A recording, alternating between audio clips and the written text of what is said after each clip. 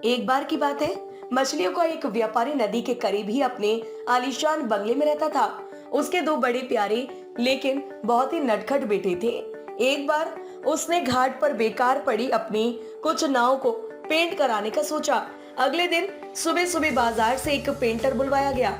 व्यापारी ने उसे नाव दिखाई। जब वो दोपहर को लौटा तो घर के बाहर लगी भीड़ देखकर घबरा गया।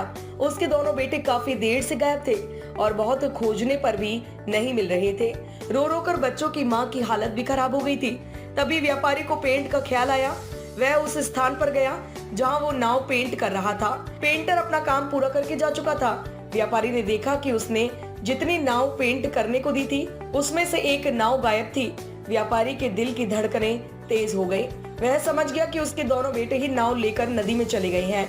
उसने फौरन कुछ नाविकों और गोताखोरों को इकट्ठा किया और अपने बच्चों को खोजने के लिए नाव पर सवार हो गया।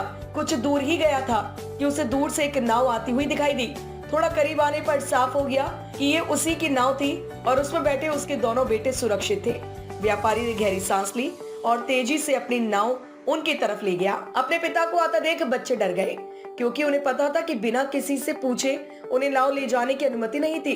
डरते डरते वे अपने पिता के करीब आए, पर पिता ने उन्हें डांटने की बजाय गले से लगा लिया। किनारे पर बच्चों की माँ और अड़ोस पड़ोस के बहुत से लोग उनका इंतजार कर रहे थे। बच्चे नाव से उतरते ही माँ से लिपट गए। सभी के जाने के बाद व्यापारी बच्चों की नाव के करीब आया और गौर से उसे देखने लगा। उसके बाद उसने फौरन एक आदमी को पेंटर को लाने के लिए भेजा। जब रास्ते में पेंटर को इस घटना का पता चला तो वो काफी सहम गया। उसे लगा हो ना हो बच्चों के नदी में जाने का इल्जाम उसी पर लगाया जाएगा और उसे इसकी सजा मिलेगी। पेंटर डरते डरते व्यापारी के सामने पहुंचा। उसे देखते ही व्यापारी ने प्रश्न किया, तुमने आज क्या क्या काम किया? जी, आपने जो नाव दिखाई थी मैंने बस उन्हें रंगने का काम किया। पेंटर थोड़ा हिचकते हुए बोला। तुम्हारी मजदूरी कितनी हुई? व्यापारी ने पूछा। जी 500 रुपए, पेंटर ने उत्तर दिया। व्यापारी अपनी कुर्सी से उठा और उससे गले लगाते हुए बोला, नहीं, तुम्हारी मजदूरी 500 रुपए नहीं बल्कि 50,000 रुपए हुई। और ऐसा कहते हुए उसने पेंटर के हाथ पर 5,000 रुपए की गड्डी रख दी। पेंटर और वहां मौजूद सभी लोग हैरत से व्यापारी को देखने लगे। किसी को कुछ समझ नहीं आ रहा था कि आखिर व्यापारी ऐसा विचित्र व्यवहार क्यों कर रहा है। इससे पहले कि कोई कुछ पूछता, व्यापारी ने सभी को संबोधित करते हुए कहा, आप लोग सोच रहे होंगे कि मैं ऐसा विचित्र व्यवहार क्यों कर रहा हूँ और 500 रुपए के काम के 50,000 रुपए क्यों दे रहा हूँ। ऐसा इसलिए क्योंकि आज इस पेंटर की वजह से मेरे दोनों बेटों की जान बच गई।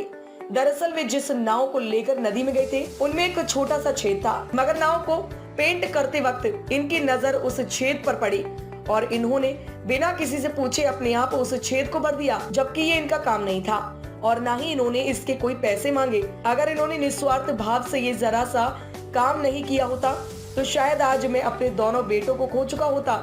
मैं अब जीवन भर के लिए इनका ऋणी हो गया हूँ और ये छोटी सी रकम इनकी अच्छाई के सामने एक मामूली सा तोहफा है।